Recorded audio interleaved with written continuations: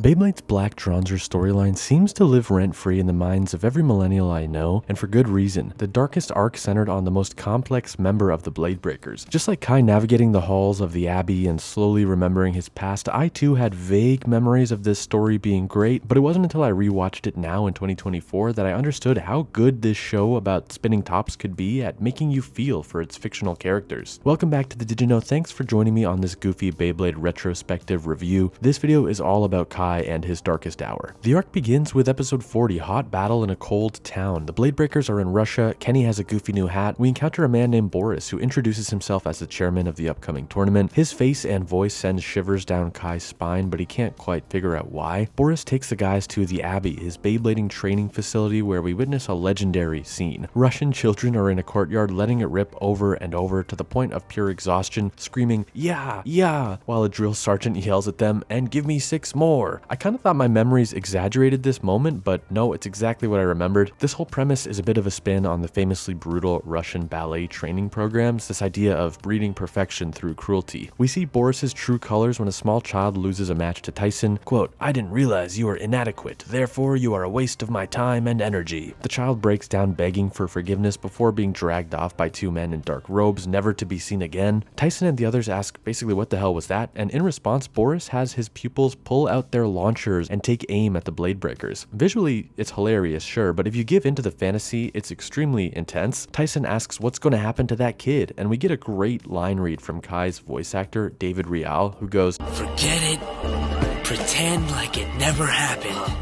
There is hurt and fear in Kai's voice that is brand new. In 41, Out of the Past, the rival teams of the prior arcs arrive in Russia for the upcoming tournament. It's a rewarding setup for the final stretch of episodes, having every major team return in reformed ways too. The White Tigers no longer tied blindly to tradition, the All-Stars not quite as cocky and over-reliant on data. Kai has snuck back into the Abbey alone this time, now deep underground searching for something. Below the Abbey, Kai makes a discovery I did not have on my Beyblade rewatch bingo card: real bioorganic bit beasts inside incubation pods, and Kai recalls suddenly why this place haunts his nightmares. He grew up here in this monastery. In 42, drawn to the darkness, Kai continues traversing the underground as if to dive deeper into his memories. He has every opportunity to turn back, to focus on the present and his future with the Bladebreakers, but feels compelled to unlock or dwell on or drown in memories from his past. Throughout this, Boris talks to him over speakers, inviting him to join the Demolition Boys, the Russian team, and return to the team he's destined to lead.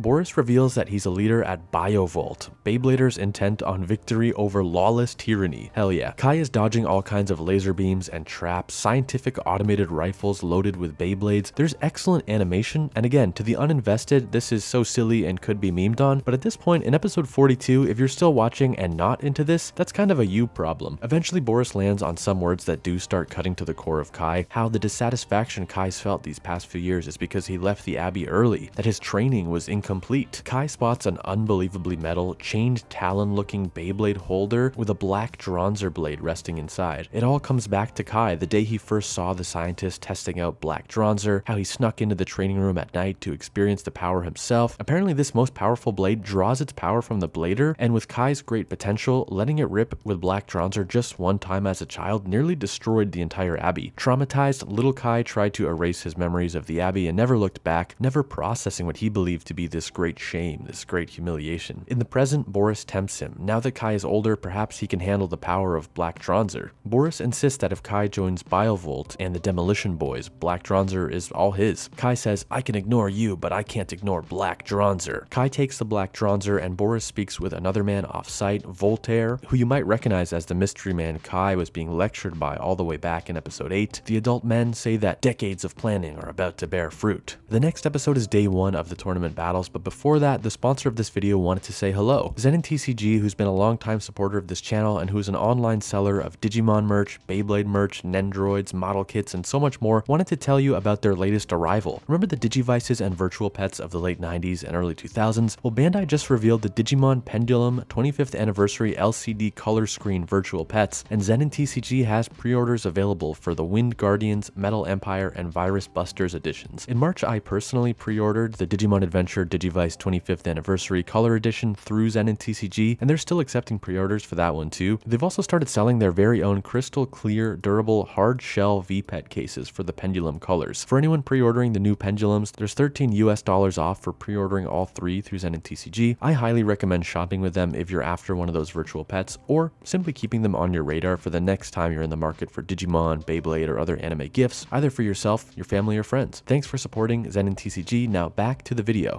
43. Live and Let Kai, my new favorite episode title in this entire series. The next morning, the Blade Breakers minus Kai board the BBA bus to the tournament, holding out hope that Kai, who never came home last night, will be waiting at the tournament venue, which is the Moscow Royal Palace. Chief says that a couple years ago it was purchased by the Russian Beyblade Federation and refurbished as an exclusive Beyblade stadium. This is insanity, Beyblade at its best. Inside the Moscow Royal Stadium, the All-Stars face the Demolition Boys. Steve is smoked by Ian, Eddie is eliminated by Tala faster than maybe anyone has been eliminated in this show thus far. In match 3, the All-Stars call on Michael, and the Demolition Boys call on a new member, Kai. The announcers are shocked, the White Tigers are furious for their friends the Blade Breakers, and the Blade Breakers are really just heartbroken and confused. Kai, unconvinced that Michael poses any real challenge, invites the entire All-Stars team to take on Black Drwanzer at once, and somehow the sanctioning Beyblade body approves the unprecedented battle format. It takes less than a minute for Black Drwanzer to annihilate all 4 blades. Kai says that cowards do not deserve to possess Bit Beasts. It is my right to steal them away. As Black Drwanzer absorbs the Bit Beasts it just defeated. Kai is now like if the Dark Bladers from the Europe arc were actually a serious threat. 44. Losing Kai picks up right where we left off with the All-Stars devastated. The next scheduled showdown of the event is the Demolition Boys versus the White Tigers. Mariah tells an unsure Gary and Kevin, "I'm not afraid of Kai." This brings me back to Mariah psyching Kai out in the alley back in the White Tiger arc. We're finally getting that matchup 3 arcs later. We realize Black Drwanzer can summon the Bit Beast it's stolen at will, so he uses Steve's Tri-Horn Bit Beast to overpower Gary's Bear, Eddie's Scorpion-like Bit Beast to paralyze Mariah's Galax, as well as Emily's Trigator and Michael's Trigull to smash Lee's blade and steal all of the White Tiger's beasts. The matches are wrapped up for the day, and the Blade Breakers return to the Abbey demanding to speak with Kai. Ultimately, Tyson makes it in, and when Kai does show himself, he tosses Tyson his regular blue Drwanzer and said, "Drwanzer is of no use to me anymore." Tyson says, "How could you? Drwanzer has stuck by you even through the worst Bay battles of your life." Blue Drwanzer here is of course emblematic of the Blade Breakers. Kai says, "A true Beyblader must rise above loyalty and friendship." Instead of fighting it, Tyson realizes there's nothing else he can say and that this is the end of the line. He willingly leaves, and the others outside ask him, like, "Did you find Kai? Did you get him?" Holding back tears, Tyson tells them it's over. The Kai they knew is truly gone. 45. Inside the episode, the boys are processing their betrayal. I appreciate that of all the Blade Breakers, Ray, another former defector, takes Kai's departure most seriously and is most interested in getting Kai's side of the story, sympathizing with him. He wants to understand Kai's reasons, knowing that it's never so simple. Max is not with the others as he's seeing his mom and the All-Stars off at the airport. Judy presents Max with Super Drasil, an upgraded version of Max's blade created by analyzing Drasil data back in the Vegas tournament. Meanwhile, a man in black approaches the Blade Breakers on behalf of Kai and ushers them into a helicopter at Kai's request. They're flown to the real-world location of Lake Baikal. Standing atop the ice in the dead center of the lake is Kai, and Kai gives us a full-on Majin Vegeta speech. Quote, "Ever since that day I became a Blade Breaker, I resented being thrown in with a bunch of no talents." Normies, in other words. "To become the best, one must defeat the best." Because Max is still at the airport, Kenny actually steps up to Beyblade alongside Ray and Tyson for a 3v1. This is cool, though he's knocked out immediately. Thankfully, since Dizzy is a dub original character, Kai can't exactly steal her from Chief's laptop. The ice that the Bladers stand on is now beginning to crack under the pressure of the battling blades. Ray's Beyblade is downed, but it seems Kai can't or won't steal Ray's Sacred Beast until Tyson is KO'd too. The Kai versus Tyson 1v1 rematch is finally here, and it ends with Black Drwanzer hammering and damaging Dragoon. It's episode 2 all over again. Kai believes he's won and prepares to steal the Sacred Beasts when Max skydives onto the scene. It's so sick. Kai hasn't truly beaten the Blade Breakers until he's taken out Max too. And Kai versus Max is extra painful to watch because it seemed from the American tournament that Kai has an unspoken soft spot for Max. This battle is also 2 hyper science blades here. The Russians' Black Drwanzer versus the American Super Super Drasil. It's the Beyblade equivalent of the space race. Using Super Drasil's unprecedented defense capabilities, Max's blade is the first we see to withstand Black Dranzer's offensive. Kai is so blinded by needing to overpower Max that he's left himself open. Then Tyson launches the original Blue Dranzer into the battlefield. Tyson commanding Dranzer is sick as hell, like the rare times that a Digidestin would team up with a Digimon that wasn't theirs. Kai, insisting he's not about to get cooked, says, "Dranzer's not that tough." Tyson replies, "Maybe he is, Kai, and maybe you always underestimated him." Max adds, "And you always underestimated us. Together we're invincible," Chief declares. Kai screams like Kaiba getting obliterated by Exodia, and the unthinkable happens. Black Dranzer is down. The ice starts cracking more seriously than before, separating Kai from the others and visualizing just how far he's drifted away. The icy foundation he chose begins sinking, Kai drowning alone in a problem of his own making. He's kind of crying, yelling at Black Dranzer now. "You were supposed to be a winner, but you're just a loser like the rest of them. A loser with no guts, just like me." It's actually tragic that Boris's Abby broke Kai's mind so badly that this kid's sense of worth is so intrinsically tied to winning. As his ice platform continues to sink, a voice breaks through to him. Tyson yells, "Jump, Kai, forget everything, just grab my hand, hurry." Kai says, "You really want to save me, all the lousy things I've done?" Tyson says, "We'll talk later, just shut up and grab." Chief says, "No matter what you think, we've always been there for you." I'm a total sucker for these moments in anime, the antagonistic rival coming to the light side. Ray and Max and Tyson are all shouting, "Do it now, come on, reach out, come on, Kai," until finally he accepts their help and is pulled out from the lake. Kai, seemingly snapping back to reality, says, "I can't believe I came that close to." Tyson doesn't let him finish that harmful thought, interrupting to ask if he's okay. Kai gets up and begins to walk away, saying that he's going to go and make things right. Tyson replies, "Don't forget this," and throws him his Blue Dranzer. Tyson goes, "I think Dranzer would be happier with you. Besides, black was never really your color." This is so perfect, and the episode should have ended here, but the shot lingers on the boys, minus Kai, still at the lake while Kai flies away. As we zoom out and realize there is no transportation for the Blade Breakers, Ray says,